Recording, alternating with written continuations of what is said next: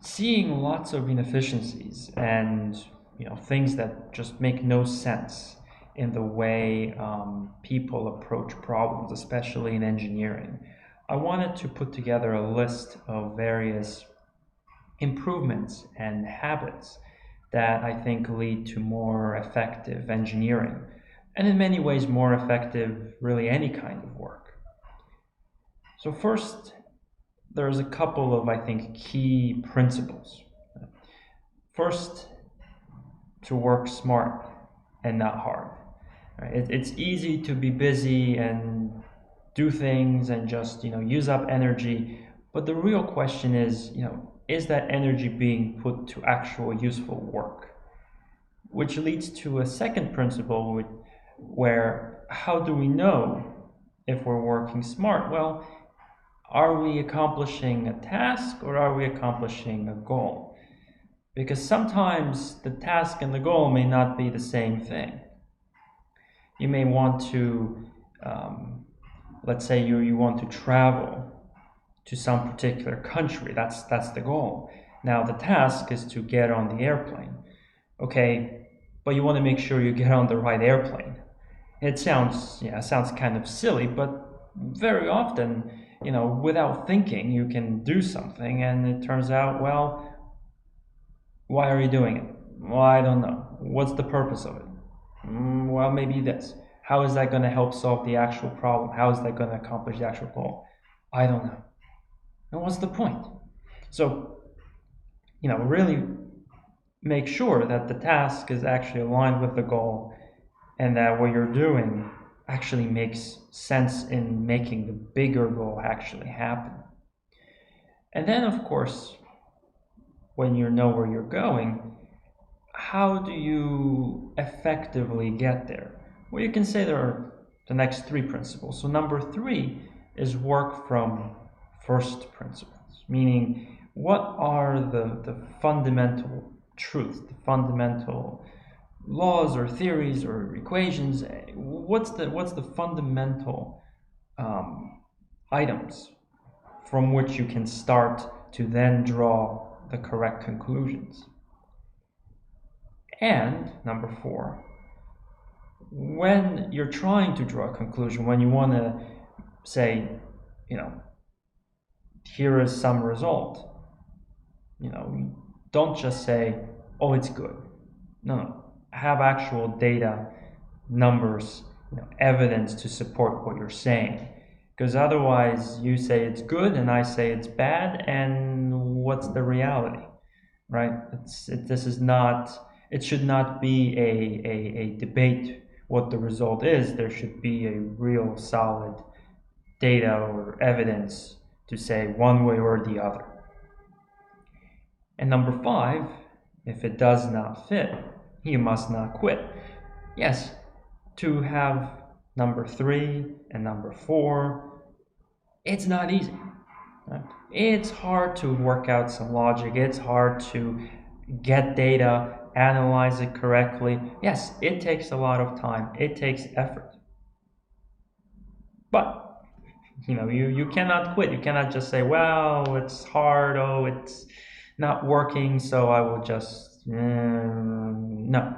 You have to make it happen. You have to reach the goal, and if it was easy, everybody would be doing it, and well, then you would not have a job. I mean, it's just that simple. The free market would basically eliminate you, as it's basically designed to do. Okay, so those are the core principles. Now, as an engineer, there are, you can say, 2 general tasks that you do. There's learning that happens on the input, and then there is some kind of communication that happens on the output. And we will look at each one of them and discuss some effective habits for both. So, for learning, first of all, there's lots of sources. The typical traditional ones are books, journals, papers, posters from conferences. But videos can also be very helpful, especially at explaining some introductory topics, some basic concepts. There can be really great effective visualizations and videos, for example, on YouTube, to help you get started to understand some kind of topic. And then, of course, social media. Yes, there is a social media of people posting sandwiches and cats and, cute pictures and all kinds of things like that. But another part of social media is following different experts in different fields. And those people sometimes post links to different papers, links to some kinds of resources, share some kind of thoughts. You could perhaps message them directly, so that the social media can offer a lot of useful information as well. Now, effectively across all of these sources, especially the written ones, how do you actually extract the information? Well, generally I like to think of it as kind of two types of reading. So there is reading for content, and that is if you really want to understand a paper, meaning you really want to, you almost want to get to the point where you want to replicate what the paper did. And typically for that, there's an order for reading. You start with the title, the abstract, the introduction, you look through the figures, you look at the conclusion, and then you would work back to the method and the discussion. But that, when you have a research paper, that kind of an approach is really good for, you can say, students at a university who really care about replicating the results of the paper, extending the results of the paper. Very often, I think, in practical engineering, when you do engineering in a company, I think it's relatively rare to find a paper that solves the exact problem you're trying to solve. For a very simple reason that, well, if that problem is already solved, then there's not much value in solving that problem for a company. So more often than really caring about everything in the paper and really understanding what the paper has done, more often I think it's useful to read these kinds of papers for ideas. Meaning, what you care about extracting from a paper is, what is it that they were thinking about? What is it that they did? What other ideas do they reference? What other papers do they reference? What else is it that they were thinking about? And get a more general idea. And when you do that across many, many different papers, then you can maybe adapt a little bit from here, some kind of a methodology from there, maybe some formula from over here, and then you kind of mix them together into your own solution. And to do that, you really need to focus on the title and the introduction of the paper to select it, to figure out if it's even remotely useful. And then, of course, look at the related work section and the methodology section. So you're just reading for the ideas inside the paper. Maybe you don't even care about what the paper itself is about or what the authors did. Just get as many different ideas as the paper references, and keep them, and maybe you collect some other ideas, and then you mix them into a totally brand new solution. And one recommendation I would like to make is to see how to read a paper. The link is on the slide below. It's an effective guide that gives you an introduction of how do you read research papers effectively, although that's more about the reading for content than so much reading for ideas. And of course, quickly going back to reading for ideas, if you can find a review paper, a paper that goes through lots and lots of papers and summarizes all the ideas in some particular field, in some way that's the best place to start, because this way you can really get a wide range of different topics. Although, to really get kind of useful formulas or useful applications, you really need to go to individual papers. The review papers just tend to be long lists of general topics, and specific things you can use are really mostly found in the individual papers. Okay, now let's move on to communication. And it's a shame that, in a high school and university, it doesn't seem like a lot of emphasis is put on communication. You know, PowerPoints, written documents, how you generate graphs and figures. So let's quickly go through a couple of these. So first of all, text. Right? Text, usually you communicate in text either in the PowerPoint or in a written document. Now, in a PowerPoint, it's PowerPoint. Very often people put power sentences, power paragraphs, okay? It should be short, brief points, not sentences, not paragraphs. If someone has to sit there and read your PowerPoint, they're not listening to what you're talking about. And if they're not listening to you, then you could have just given them a document to read. There's no point in doing a presentation. So short, brief, to the point points, not sentences. And in general, in emails and documents, have the topic, and in terms of questions, points, number them so that it's easy to reference in follow-up emails or in follow-up documents. You'll be able to reference specific points, specific questions. Otherwise, it's very difficult to follow up on some particular topic or some particular question or some particular idea. Now, tables and numbers. Oh, many offenders in this one. In general, of course, you need to have labels, and labels, if appropriate, need to have units. You need to know what the number means. Now, in terms of the numbers themselves, very often people like to put lots and lots of numbers after the decimal point, like 1.598372489. Okay.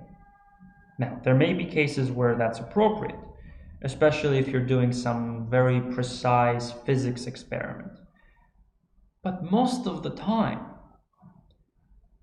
whatever people are describing, whatever it is that they're doing, they don't have that kind of precision.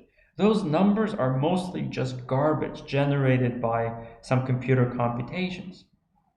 Now, there are specific rules for how to deal with what are called significant digits, meaning which digits actually have real information and which ones are just noise that the computer spits out when it does the computation. You can go through those, but in general, usually 1, 2, or 3 digits after the decimal point is all you probably can justify. Okay? So the rest of that, that's just meaningless garbage, and it makes things complicated, look confusing, and usually 2 or 1. And then, of course, there's this absolutely bizarre thing where people don't align numbers to the right. They do it to the left, sometimes in the middle. Okay, Arabic numbers are designed to be aligned to the right, because when you align them all to the right, it makes it easy to compare.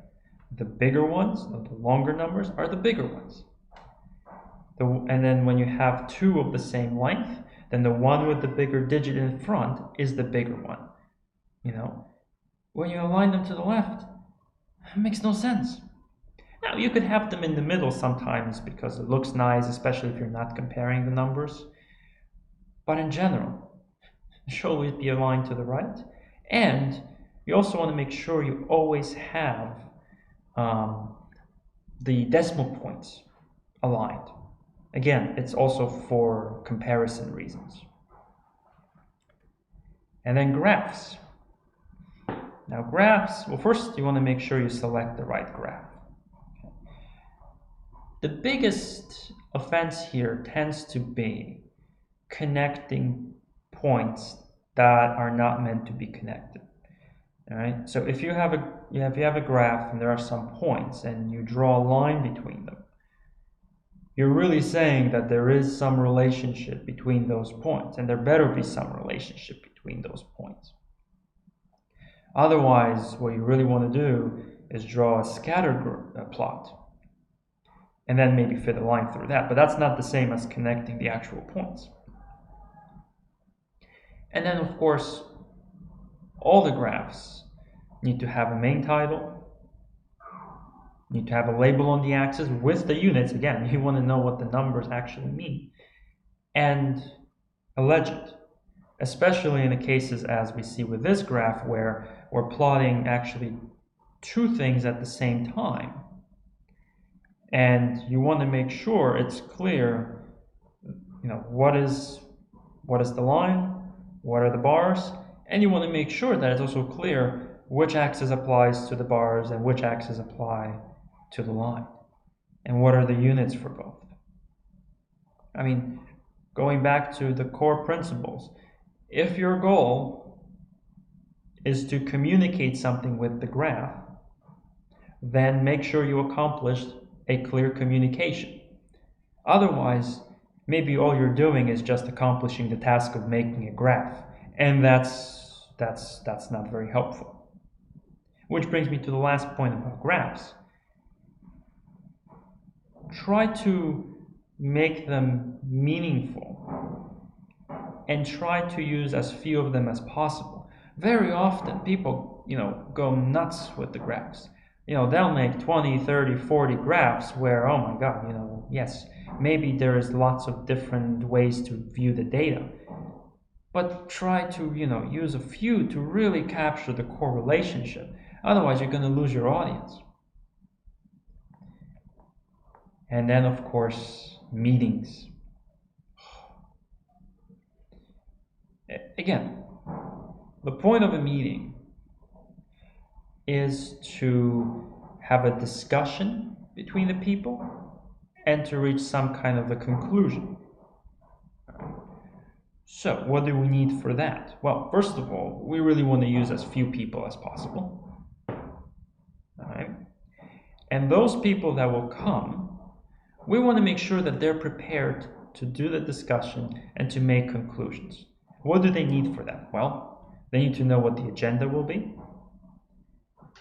They need to have the materials. And as an organizer, of course, you're now responsible for that. But as a participant, you want to make sure that you spend time studying and reading those materials, such that the meeting itself is not some storytelling time where the person who organized the meeting sits there, reads the PowerPoint or reads the agenda or reads the document. No, everyone can do that on their own time and they can come with questions. But at least then, there is some real discussion.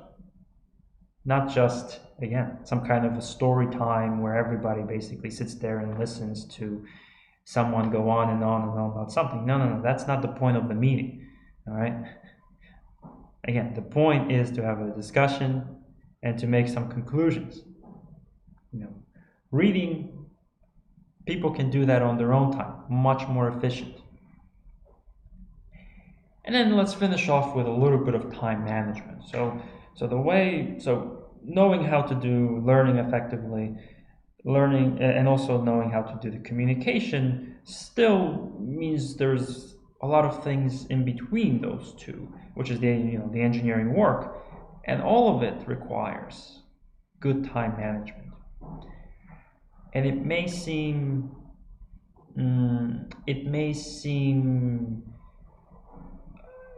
obvious, or it may seem strange, but time management can do really, really, really amazing things.